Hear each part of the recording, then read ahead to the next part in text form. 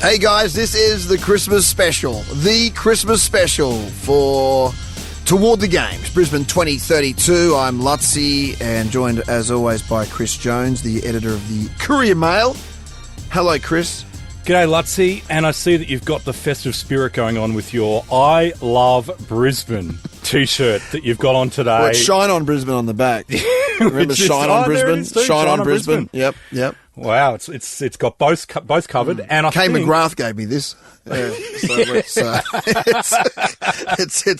it's usually framed at home. It's break in case of an emergency, and I broke it and ripped it out to bring it here today. So your shirt is a love story to Brisbane, by the sound of it. It encapsulates your love for Brisbane 100%. On the front and the back. 100%. What's your point? Which might be a pointer to who's joining us for the Christmas special of Toward the Game. This is a special edition for more than one reason. It is the Yuletide season, this season to be jolly, but it's also a season for us to introduce a man that's, according to my stats, which I must admit have just been sent to me by Chris, 800,000 copies and counting, I'd say. Well, it's Christmas, so there's probably another 100,000 in there. Surely, tis the time to read books by Trent Dalton. Three-time Walkley Award winner, four-time Australian Book Industry Awards. His breakthrough novel, Boy Swallows Universe, we all know now, set in Brisbane in the 80s.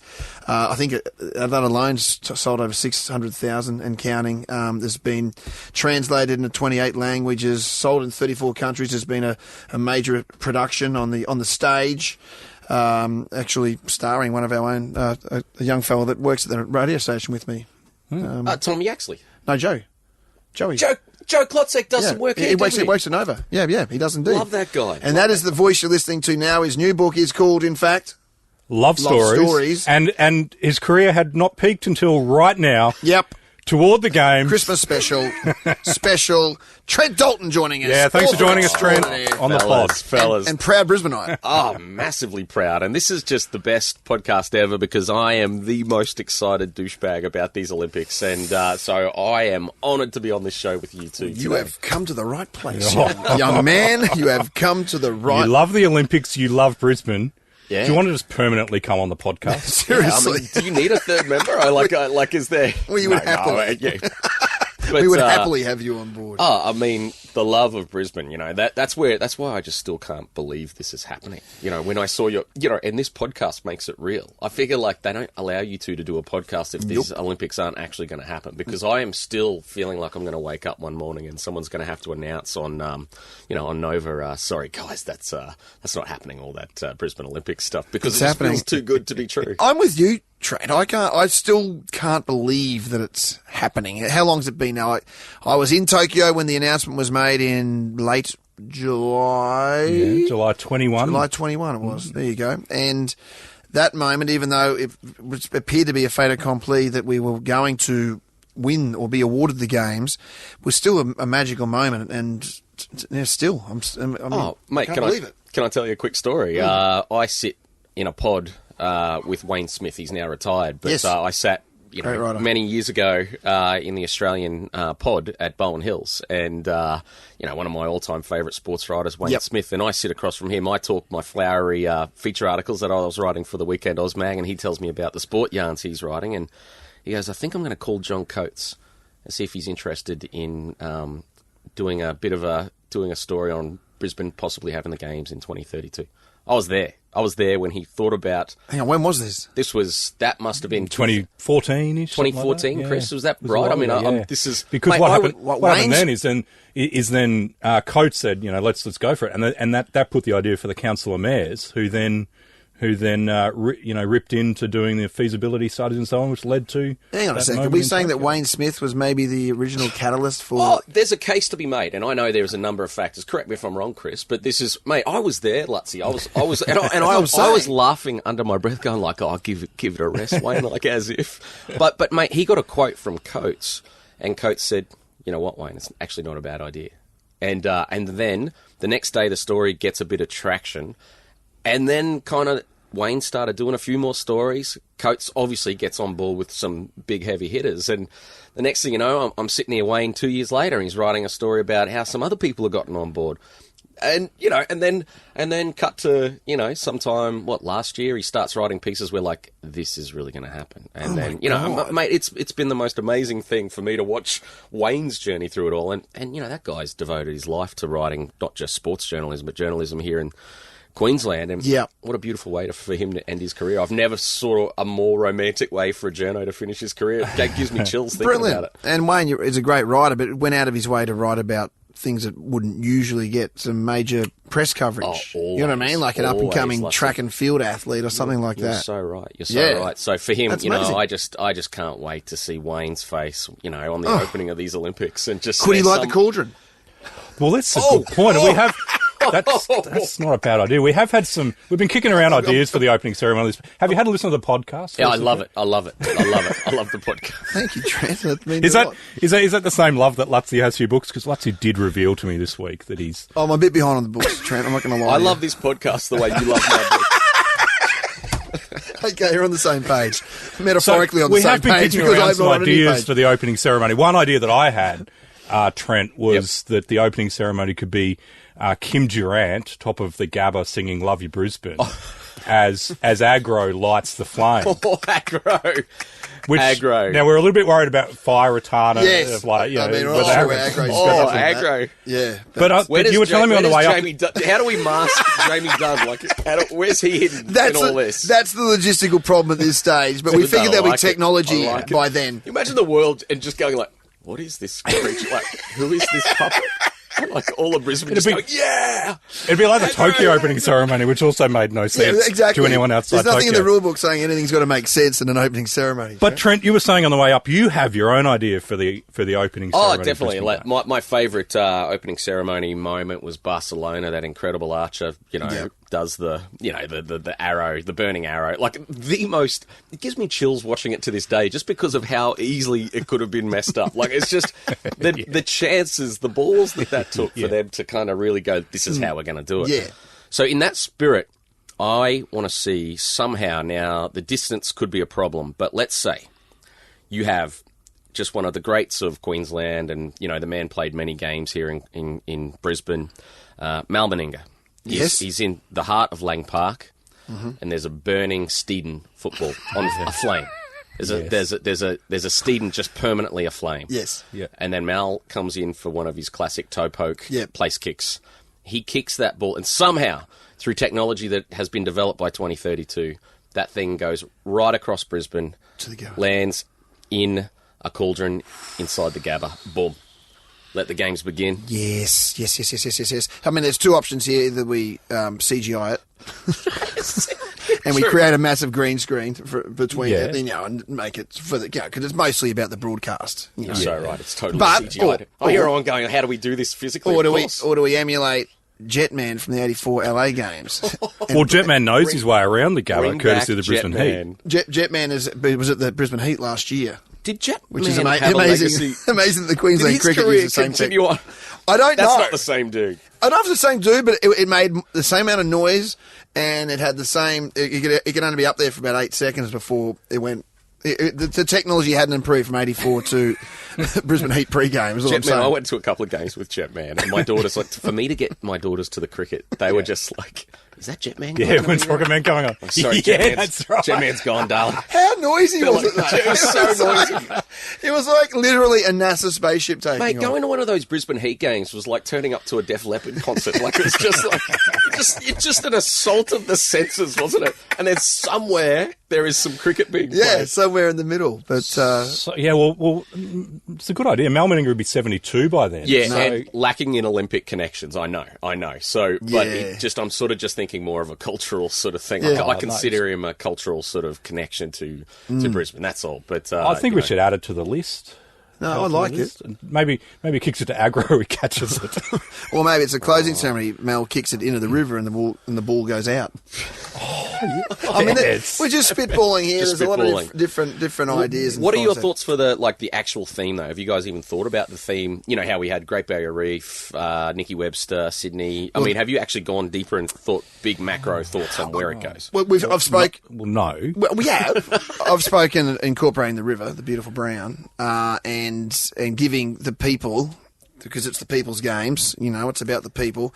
The opportunity, other than the 80,000 people at the Gabba, however many people in there, but the streets are lined, and the river is lined with people, and the teams come on City Cats. Oh.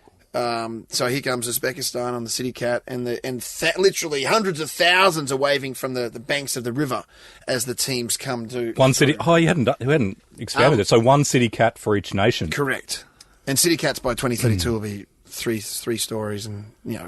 Lutsy, this is a genuinely really good not, idea. I mean, it's not you're the worst idea. I know you're not being humorous here. Like this is really good. I actually think that it's not bad because it brings it to the people. It has to involve that river. And people around Australia don't realise how much that Brisbane River means to us. And even though it's dirty and brown, and it begins in places none of us have ever been to, and it ends in places people rarely go to, and we only see about 200 metres of it, any of us. But we love it so much. We do. And you know the Story Bridge, crossing that river is the story of my life. And the Athlete Village is at the moment, at very least, at North Shore at Hamilton, on the river. So they'd have to get from there to the Gabba. You've already thought of practicalities. No, that was episode 1. We were early on that. Yeah. This Olympic Commission, I hope they're on the phone. Thanks for listening. I hope they Thanks for listening so far, Trent. He clearly doesn't. This is amazing. But so you're roughly our vintage. I think we're all about the same age. 79 I was born. Yeah, I was 76. What are you? 78. 78. So I'm the elder statesman of this unholy union. Not so much on mental age. I was 1 for 1980. So 5 for LA. Yeah. Okay, and then Seoul, man. Seoul is when I come into Olympics. Okay, but so Expo '88, you were 9 or something. Oh, never went. Never went to Expo. Okay, too poor. Seriously, it's so sad. And all my friends were coming to school. There's a chink in the armour. Oh man, honestly, it's my great regret. You know, the kids had the bloody. Were they like passports or something? Yeah, when you got stamps. All these kids would come to Brighton State School, and freaking Houso Dalton is just going, oh. Well, that Swiss pavilion must have been amazing. Oh, the Switzerland pavilion. Yeah, it had the snow or something. He was a junior reporter for Channel 10. No, was it? Channel X. Channel X. Oh, he had a card saying junior reporter. What? You weren't? You were like 8 or something. Well, no, you was like a show bag. You pay like when you flew for Ansett and you got the junior captain badge. This is where the Chris Jones journalism journey begins, really. Yeah. Well, same as me. I was there every day at the Channel X pavilion because we worked out if you went through the pavilion at a certain time, about 6:20, and got on a certain spot. After they finished, the camera would go up to the sign off for the news, dun, dun, dun, dun, dun, dun, dun, and there'd be me and this other guy every night waving to the people of Brisbane. So and honestly, that's where my just a little 10-year-old dream started as well. My media dream started. Ken Brown, you remember Ken Brown Coastwatch? Indeed, I do. He was fishing out the Brighton beachfront, and he goes, can I can't swear on this, obviously. I'll just say it. I'll say it here. And he goes, we can beep it out. He goes, you two, to my mate Ben Hart and I, we were fishing. And he goes, you two, you can stand in the shot, but don't F around. I'll F and kick your ass. Yeah. Like, no worries, Ken. He was a tough man, Ken Brown. And he does the shot, and we sprinted back to Ben's house to catch the news and see if we got on, and we got on. We saw it. We were just in this sort of sun going down, and we were two sort of shadows of boys fishing on the Brighton beachfront. That was where my media dreams began. Yeah, it was nothing better. So, getting some TV time at that age was unheard of. But it's funny you mention the Expo, though, because I never bought into that whole thing. And this ties to 2032 is I never bought that like Expo was the making of Brisbane. I just always thought that was a shallow argument. And a lot of people said, it's Brisbane came of age, and you cannot tell me that a bunch of pavilions and then the legacy of that, the Brisbane signs or whatever, were going to be the making of us. But I'm telling you, it is irrefutable. There is just no debate that this is going to be the making of this beautiful city. It's 1,000 times bigger. It's 1,000 times bigger than anything we've ever had. That's it, mate. You tell me, Lutsy, like you growing up, and Chris, you're a kid riding your bike around Brisbane in the 90s. Mate, there is no way you're thinking that we're going to be, Seoul or LA or Barcelona. It wasn't that long ago, like 2011, 2013, when we were bidding for the World Athletics Championships. Right. We can't do that, can we? The Gabba was, it was slotted in as the potential venue, and we didn't get it. And now we're talking about hosting every major event in the next 10 years, including a World Athletics Champs, I think, in 2029, whatever it is. We're going for everything now. And we'll probably get them because we're an Olympic city. Because we're it now, yeah. So Trent, you have this great love for Brisbane. And you have a great love for the Olympics. Oh, absolutely. Absolutely. There is actually a beautiful... I have actually read your books, unlike Lutzy. And there is a beautiful quote there where Slim Halliday in Boy Swallows Universe teaches the young teenage Eli a lesson he'll never forget. And Slim Halliday says, an adult mind can take an adult man anywhere he wants to go. You're an adult man. Let's go to 2032. What does that look like to you? Oh, Chris, that's a beautiful thought, mate. You know, I keep thinking of that'll be my daughter's 21st birthday. Oh, wow. Yep. She'll be, you know, they'll be, you know, she'll be sort of, you know, they'll be reaching their 20s. They'll hopefully be young women sort of making their way in the world. I keep thinking of their lives, you know, in relation to this. And, you know, I hope they've met some fellow who loves them as much as their old man loves them. And I hope that they realise that their city is the greatest city in the world and that they haven't missed out on anything in their lives because this city is now bringing the world to them, and anything they might have lost in the past 2 years or whatever of COVID is nothing because the good times are going to be landing by then. Mate, I hope I'm still writing books.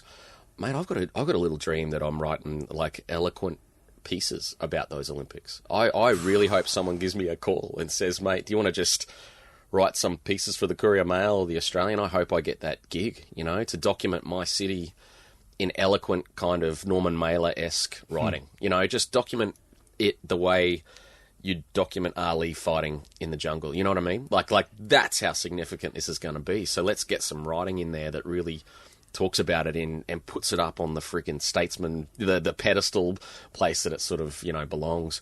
But, mate, I mean, I'm going to be looking in my hood. Like, I'm kind of out Gap, Ashgrove, you know, that kind of area now. And, you know, we drive past Victoria Park Golf Club, and I say to my girls, there's going to be massive BMX track right along here. There's going to be people lined along here. You're not going to believe what this place is going to look like. We drive past Ballymore. There's going to be the most amazing hockey players playing their games and handing out gold medals with the national anthem, hopefully Australia's playing in your hood. Yeah. That's your hood. Like, it's just like...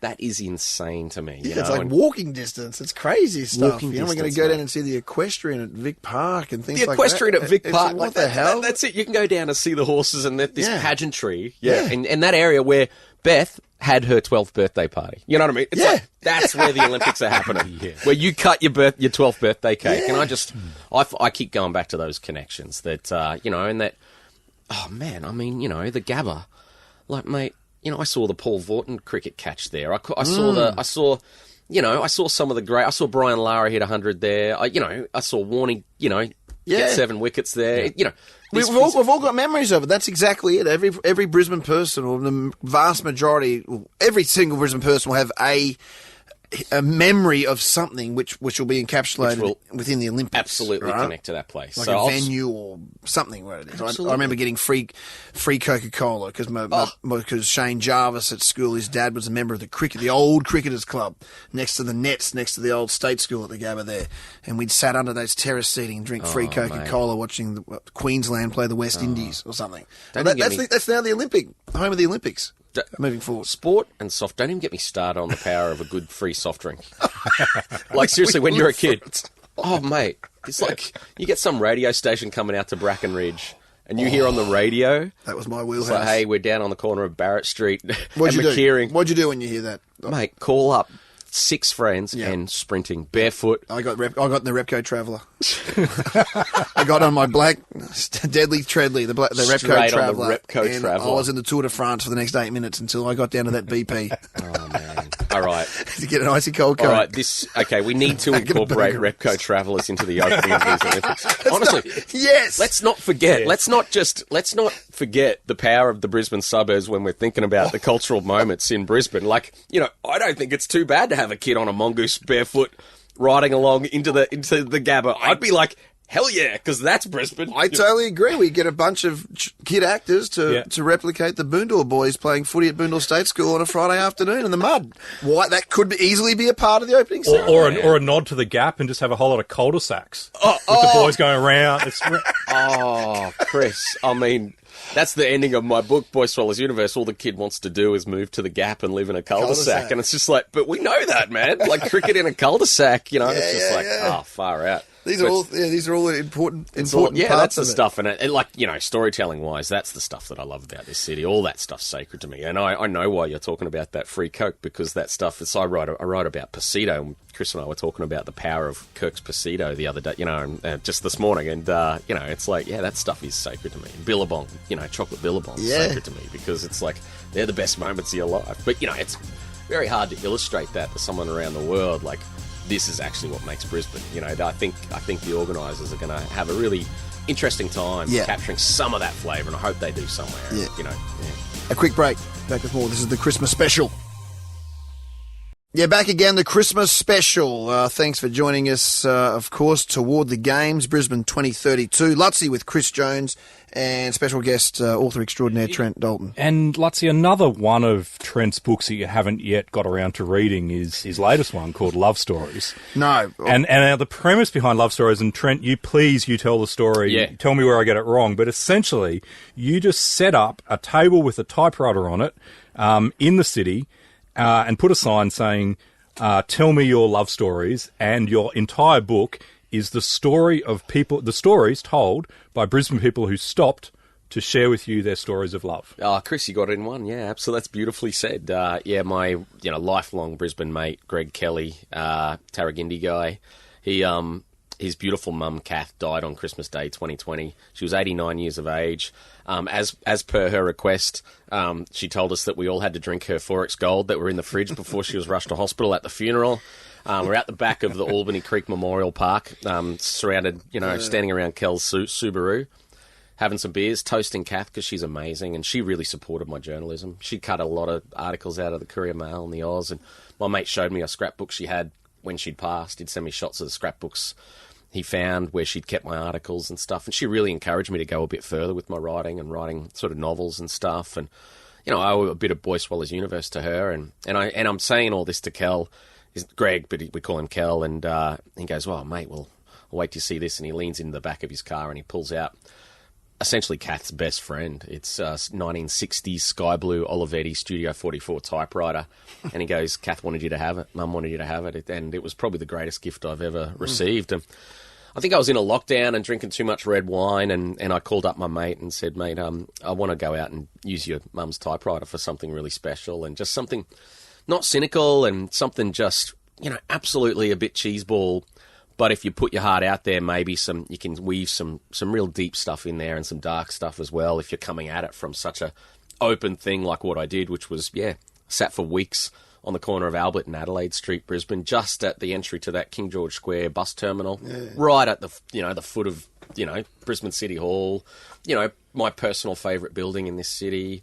And it was just very special, and I had a sign just saying, "Sentimental writer collecting love stories. Do you have one to share?" And the most remarkable things started happening. A blind man stops and he goes, "Oh, I do want to tell you something. I want to tell you about my wife," whose hand he was holding. And he goes, "We've been married for 30 years. And we get talking, and we get talking about what he'd do if he had 5 minutes of clear sight."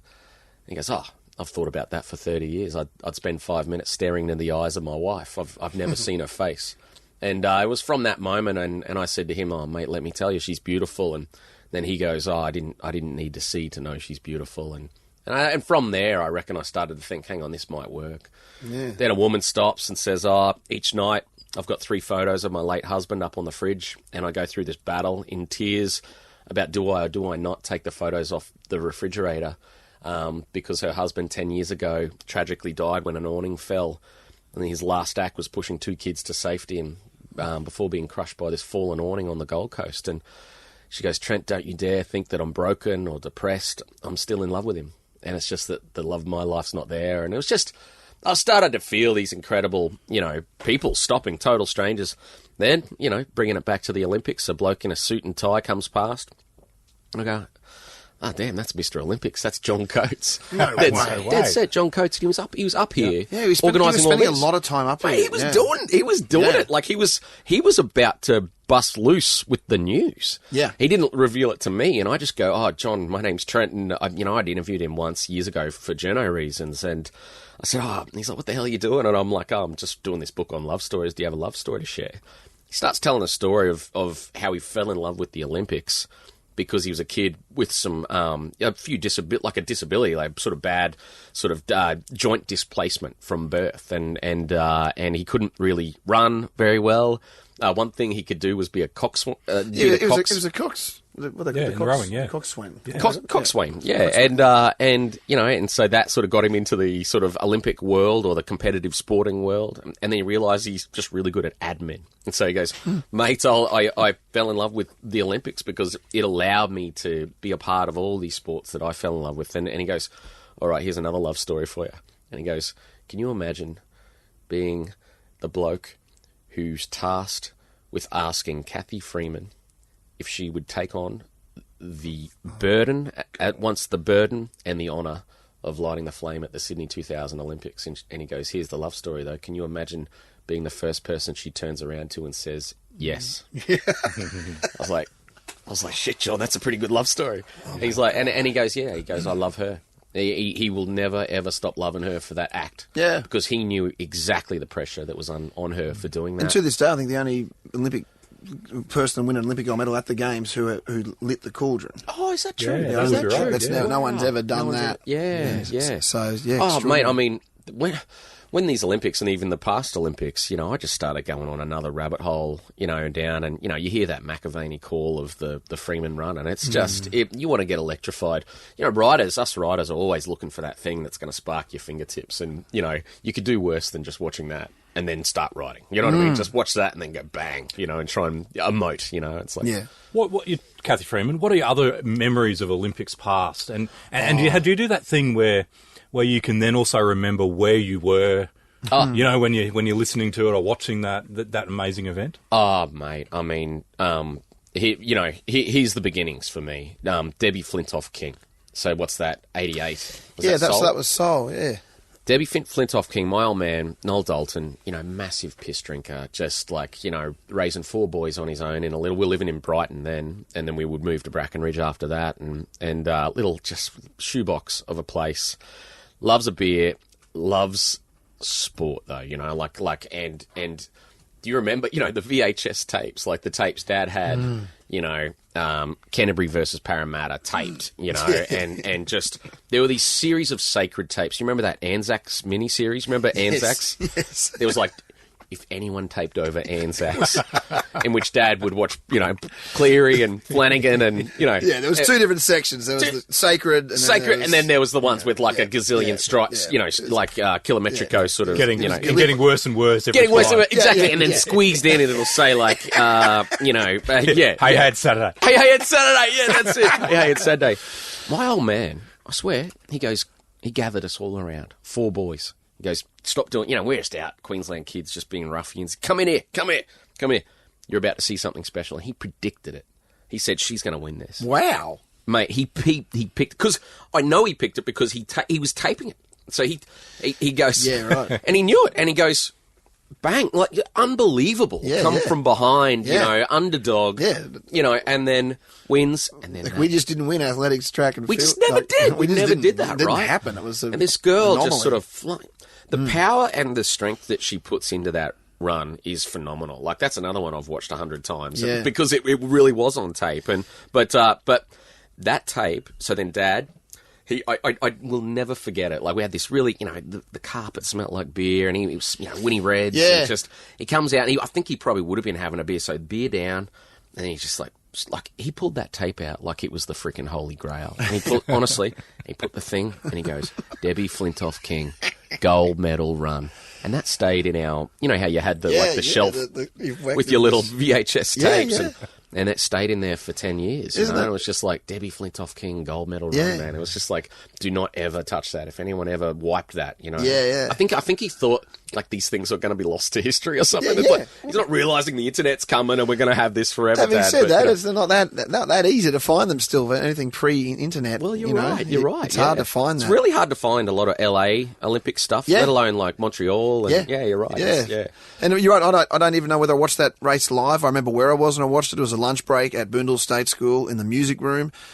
In my brain, it was live, but it probably wasn't. It was probably someone had recorded on a VHS and had shown the kids in the lunch break. But just those memories are extraordinary. They're sacred. They're sacred. I remember watching. She's literally just sitting like I'm having. Susie O'Neill. Susie O'Neill is literally 3 meters away from us. And like, mate, don't even get me started on her. Like just to see her come back so many times and deliver. Like. That woman, I just met her in the foyer there, and I'm having like a little moment, Like I really adored her and still do. Like, and like her power and just the pressure that all those Australian swimmers are under. Really, I felt that even as a kid, sort of. I was just going, man. And then for you to turn up and just deliver time and time again, like she did, it's just remarkable. And my more recent memories are watching these things with my girls, and we are so invested. I remember watching Stephanie Rice. She killed it one year, but she was so down on herself one year. She looked into the camera and she goes, "I'm so sorry, Australia." And I remember my daughters and my daughter started crying, going, they were feeling for her so much. They're going, no, don't feel. I know. We think you're amazing. Don't you dare feel, you know what I mean? And there was that Olympics, well, it was the 4 years ago one, like Kate Campbell. Yeah, in Rio in 2016. Right, and they're just so bummed, and you're just going, oh, man, no. Trent, it was in, literally 2 weeks after that, and I've never really told this story, but 2 weeks after that, I was in Queenstown in New Zealand, just on a holiday, and I literally watching the Wallabies play in an Irish pub in Queenstown. I look over, and there's Kate Campbell. Get out. And I went over and I said, "Okay, what are you doing here?" And she'd literally come from Rio and was sort of down on herself, and was staying in a 10 bed dorm in the backpackers in Queenstown. 2 weeks after the Rio Olympics, I was staying in some hotel, and she was there by herself, and I was there by myself, and we just had 2 days where she had a hire car. We went down to the next town, just down from Queenstown one day, and just had lunch, and then came back. And on the way back, she had a swim in the icy cold waters there, and I feel like it was almost like a bit of a baptism from her. She did this purging of the she disappeared in the water, and she, as they do, they swim a lot further and quicker than we can, and she disappeared for quite some time. And I was wondering where she was going to come up, and eventually she did, and then she came back, and we went back to town and had lunch, and she just this moment where she felt like she'd let the nation down, and obviously she hadn't. I think she got a silver medal, for God's sake. Yeah. It's like silver. But you can line them up, those athletes that like the Kate Campbells. I think Emily Seebohm had a similar situation. I think the swimmers. And there's a bunch of them that feel like they do us so proud, and it's in such a wonderful achievement. And I think there's some way we can alter the way that we reflect on our athletes' performances. We should be so incredibly proud of them. Man, if you're there, you're done. Hey, man, done. Free entry, keys to the city. Yeah, done. Exactly, you made it, right? you're done. Let alone what Kate Campbell did. Yeah. Let alone what she did in Tokyo, man. I mean, so then cut to present day. Same girls who cried for her 4 years ago, and then she does that. I call it, you could call it what you want, golden touch on the end of that relay, and just... the courage she shows to do that, and to have that as, last moment. Hey, man, that's how you do it. And, but if she didn't even do that, amazing career, you know what I mean? It's exactly. So the thing I love about these games, and it is, it's human nature at its, but storytellers are looking for character, right? Like, I'm always looking for human nature and I'm just trying to work out humans, right? And, like, what makes us tick. And I got some stuff back in my past where people... drug dealers and prisons and all this wild stuff. Then I was trying to always work out what made them tick. And I love the Olympics you see these people very much raw, and it's such an insight into human nature, and it's such a great, exhibition of the qualities of being human. And it's like, that's the thing I go to watch the Olympics for, and I just can't believe that it's going to all happen here. Another quick break. We're back and wrap things up in just a moment, the Christmas special. The Christmas special, Merry Christmas. I don't know even when you're listening to this, but it's somewhere around the Yuletide season, isn't it? So I hope you're having a great time with your family and your loved ones, and we're having a great time recording this special for you. Lutzy, Chris Jones from the Courier Mail, and Trent Dalton, author and proud Brisbaneite.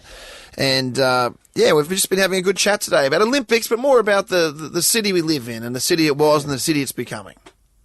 And I was just thinking, Trent, we all love this city, and what we've been talking a lot about on the podcast is, yes, we love the City Hall building, we love Story Bridge, but actually what makes Brisbane and any place unique and special is the people and the intangibles. We've said before, what other memories of Expo '88, and you don't think about the Swiss Pavilion or the sails. You think about the memories that you had. And it's, I think there's a really big opportunity as we head towards 2032. What you understand Brisbane, you love this place. What is it outside of our river and the buildings that's going to make 2032 the best Olympics ever? Oh, mate, I sat on this corner for weeks on end, and not only that, I walked for months just around the city, just tapping. I'd tap a bloke on the shoulder who's holding a 1-year-old baby and go, mate, what's going through your head right now? And I'd ask him, and it was so incredibly privileged. It was such a privilege to be able to do that and ask people. But at the same time, you're getting a sense of your city. And, 200 people can tell you what your city's all about. I'm walking to my corner one morning. I used to park at QPAC, and I'm wheeling my desk, and I kept passing this woman. She was a stop-go lady, and she'd have her smoko at the same time I was walking to my desk. And just after one morning, I went, damn it, I'm going to go over and talk to her and just ask her to tell me a love story. She's sitting there having a fag, and she goes, all right, I'll tell you a love story in the time it takes me to smoke this Winnie Blue. Right? That's all I can, because then I've got to get back to work. And she starts telling me a story about how she came from New Zealand from some hard stuff. And she called it, like she said, some depression stuff, some pretty dangerous stuff. And she was kind of finding a new life here in Brisbane, right? She landed in Brisbane on January 11, 2011, the day of the most dramatic day in Brisbane's history, the day of the Great Flood, right? And she said, my heart was broken. And she goes, do you want to know how it was repaired? 3 days later, I just randomly, she didn't know anyone in Brisbane, but she started to see, just on the news, all these people that weekend come out in this thing called the Mud Army, right? And then she just goes and joins this Mud Army. And she just picks up a broom and a bucket and a mop or whatever and just goes to random streets, joins this army of people that are coming along, cleaning up the houses of random strangers. And she goes, as this city was repairing itself, I was repairing myself. So she looked out at that river that day and she goes, my love story is this city. This city saved my life. It's this city that I love. And she actually comes back in my book where I do something sort of back from the city to her. And it's like the best part about that book. And it was so indicative of this city as a matrix of people and emotions and occupations, where the hardest thing, our greatest challenge coming up in 2032, and it's so great we get 2 weeks, right? It's so great we get 2 weeks to show it. The hardest thing to show the world is the inside of this city, that the invisible, not to get too cheesy on you guys, right? But things like love and, family and connection, they're invisible. They're very hard things to display or put in a 2-hour opening ceremony. But you live in this city, you get a sense of that history. And it's like, I could tell you a love story. I could tell you something meaningful about almost every street, let alone around here. I mean, I could extend that to Darra all the way to the Horningbrook Bridge, and it's like every one of those places is kind of sacred to me. And I just think it's that sense of belonging and family that can't be displayed in a tall building or some iconic thing such as the Sydney Opera House or something that Sydney had. You know what I mean? And it's a million and one different things. And but it's, for me, it's Saturday morning down at the footy, and then it's Saturday night at the bowls club, and then now it's this city that's coming alive in all these amazing different ways as well. But for me, that woman saying that stuff about the Mud Army, we're pretty darn good in a crisis. We've been pretty amazing in COVID, despite some sort of, issues at the back end. But, man, it's like we've been pretty amazing through some seriously tough times. And I hope they convey some of that flood stuff in that opening ceremony and get some of that sense over, because that was, we talk about Expo being a making, that flood was a making of us. That was the Mud Army rolls out in the middle of the opening ceremony. Oh, it'd be very powerful. Very powerful. It has to play a part. Oh, man. Honestly. Suburban Brisbane has to play a part. Jacarandas have to play a part. And I could see a whole scene where that beauty is destroyed by flood and then the beauty comes back again. Man, I'll be the happiest man around, Yeah. Yeah, it's interesting to see if they do that sort of that narrative of, like over time of Brisbane, like American soldiers in the Second World War. And, it'll be a fascinating sort of journey through, but I don't know how you encapsulate that. It's the stories of this city that everyone forgets.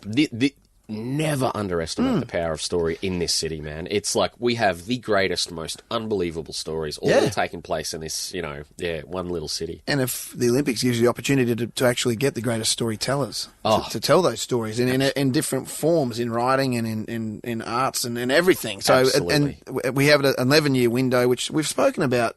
I think we're blessed in a lot of ways that we've got 11 years, and to get it right early, I think, is really, really important, and not to lose the charm. I think that's the biggest challenge that we spoke to the Lord Mayor about, of like everything we speak of, all these great things that can happen to the city, but not to lose those things that you just spent the last 5 minutes talking about, the charm of the streets and the people and the bowls clubs and the not having a 4-hour commute like we do in other cities in Australia. Like the things that give us the time to spend with the people that we love. Oh, I mean, if there's not a tribute to the backyard, like these, or the Queenslander, or the, like that, those things of space that we have in this city, that sense of space. And but man, I love that you brought up the sense of history, and I hope they embrace the darkness of this city too, like that is built on one of the toughest penal colonies, and some dark stuff, happened, and some dark stuff happened again in the 70s and 80s, so it's sort of like incredibly multifaceted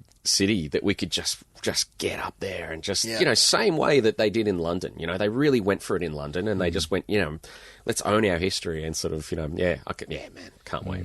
Chris, I think Paris will be pretty phenomenal. He reckons they'll stuff up LA. I think LA could be technologically spectacular. Only on track record. Yeah, okay, I hear you. Since you've said that, I'm thinking, where's LA going to leave us 4 years out from our moment? And where do we take it from there? Do we go...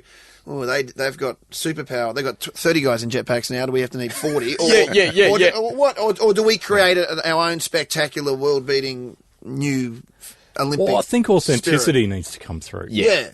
And other than Rocket Man at the Brisbane Heat, jetpacks haven't played a huge role in the story of Brisbane yet. Maybe there's still just under 4,000 days to go. There's talk of Uber air taxi terminals. I don't know if that's a possibility. I saw an artist's impression of one of them in your paper. So is that? I don't know whether we're going to be flying around like the Jetsons by then. Is that a thing? Is it a thing? It was in your paper. Chris, is it a thing? Or did you draw that on the booze at the Bowls Club one night? I'm putting that in my notes to see if we become the new jetpack people. I'm gonna get that picture and put it on our Instagram, which is @toward the games. If you haven't followed, yes, I saw your mum is now following us. She's on. She loves it. Exciting. She loves it. She didn't listen to the first 3, and good for her. She's come on board. And our first ever. What was your mum's? Our first ever review was. Look. Mum said didn't laugh out loud. Parents smiled are the best. She smiled a lot. Brisbane parents are the best. It didn't make her unhappy, I think. She wasn't unproud of her son and his mate.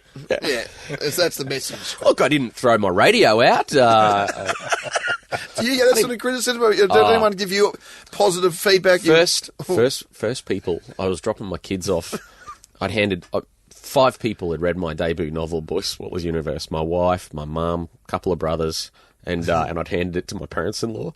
I drive over to they live at Albany Creek, and I drop my kids off for a babysit, and they go, "Oh, so we read your book. Didn't like it,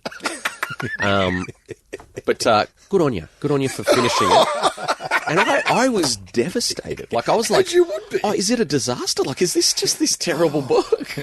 My goodness. So, yeah, I'm very relieved when you start talking about those numbers at the start of this show. I'm like, all right, it's all good. It's all good. But I still think back, that's it, yeah. Well, if we can end up even as moderately successful as your career to this point in the books, we will take that, I think. Do you agree with that? If we have 800,000 subscribers by this time next year, we will take that. Yeah, I'd actually like to see the podcast translated into 24 different languages. Have you done the math? Like, what will be? Is it exponential by 2032? Yes. You'll have like half the nation listening, right? Yes, I wouldn't surprise. Yeah, and we're not stopping. Is the other point? We're not Mrs. Jones. We will take the criticisms from our mums and say, just keep going, because I am not stopping this podcast until we are sitting somewhere close to the Gabba on the night. Doing a live. Okay, so I did mention cool before, call. but Wow. we always do the countdown. Trent, how many days to go, Lutzy? Well, I feel like you know and I don't know. And I'm still saying just under 4,000. Should we? Let's go with that. Is that what we're going for? Just under 4,000. Okay, just under 4,000. We haven't got the official counter clock. So look, down basically yet. You've got like it's the equivalent of like disco plus the hippie era, and then you just get through that, and it's not long. It's not long. It's fine. It's about anything could happen next 10 years. This could be anything. Natural shorter than the disasters. Vietnam War. shorter than Nam. China. Like, it's not Nam. We could be speaking Chinese in 10 years, the way things are going. This podcast could be Chinese. It could be Mandarin by the time we finish. Start learning it, Chris. Sometimes I think we get to this point of the podcast and it will be better in Mandarin. Note to self, learn Mandarin. Trent Dalton, it's been an absolute pleasure. Hey. Look, I'd happily have you on at least once a year if you'll. I'm in. If you'll come I'm in on that. Can Seriously. we agree on that? Can I get on here 10 appearances. times? 10 appearances. Done. No, seriously, I would love, appearances. because my feelings will change, and each year I'm going to come up with a new idea for lighting the cauldron. Okay? Okay. Yeah, Great. So the Christmas special every year. Oh, Christmas. Bring Yeah, me okay. on for Christmas. Perfect. The Christmas special. I'm your Christmas guy. Done. Yeah, All right. perfect. Well, happy Christmas to the listener and mum. Yes. And to Lutzy's mum as well. Happy Christmas to you. Yes. And to a million love stories right around Brisbane this Christmas.